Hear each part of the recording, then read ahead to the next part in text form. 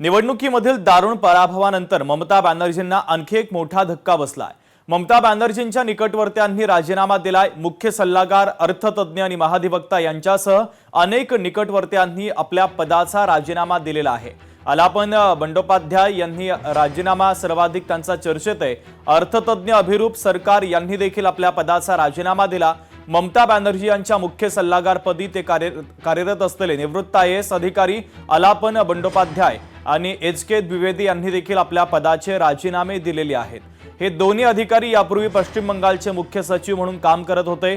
या सगळ्या महत्त्वाच्या पदावरच्या अधिकाऱ्यांच्या राजीनाम्यानंतर आता ममता बॅनर्जी यांना हा धक्का मानला जातोय। ममता बॅनर्जींच्या मुख्यमंत्री पदाचा कार्यकाळ आज संपणार आहे। मुख्यमंत्री पदाचा राजीनामा न देण्यावर ममता बॅनर्जी ठाम आहे। राजीनामा न दिल्यास बंगालमध्ये राष्ट्रपती राजवट लागण्याची शक्यता आहे। भारतीय जनता पक्ष 9 तारखेला बंगालमध्ये सत्ता स्थापन करण्याची शक्यता आहे। मात्र ममता बॅनर्जी या राजीनामा न देण्यावर ठाम आहेत।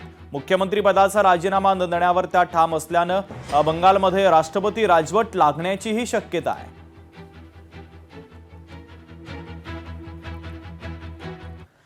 तर या हिंसाचाराला जबाबदार केंद्र सरकारच आहे असं महत्त्वाचं वक्तव्य खासदार संजय राऊतांनी केलं। पश्चिम बंगालमधील हिंसाचारावर बोलताना संजय राऊतांनी प्रतिक्रिया दिली।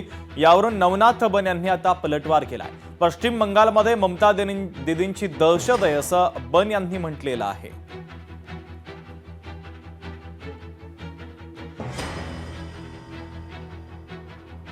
पश्चिम बंगालमध्ये हिंसाचार झाला की भारतीय जनता पार्टी जबाबदार आणि पश्चिम बंगालमध्ये मुख्यमंत्री पदाचा राजीनामा देणार नाही हे योग्य। संजय राऊत किती दुटप्पीपणा करताय। पश्चिम बंगालमध्ये कशा पद्धतीने 15 वर्ष ममता दीदीने गुंडगिरी केली असेल याची कल्पना तुम्हाला येते।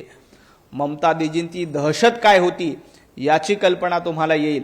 त्यामुळे आता भारतीय जनता पार्टीचं 9 तारखेला सरकार स्थापन होईल। हे सरकार स्थापन झाल्यानंतर पश्चिम बंगालमधली दहशत, पश्चिम बंगालमधली दीदीगिरी समूळ नष्ट करण्याचं काम तिथले मुख्यमंत्री, तिथलं सरकार निश्चितपणे करतील। भारतीय जनता पक्षाचे नेते मंत्री चंद्रशेखर बावनकुळे यांनी मनसे अध्यक्ष राज ठाकरे यांची भेट घेतली। शिवतीर्थ निवासस्थानी या दोघांमध्ये चर्चा झाली। या भेटीचं कारण मात्र अद्यापपर्यंत गुलदस्त्यात आहे।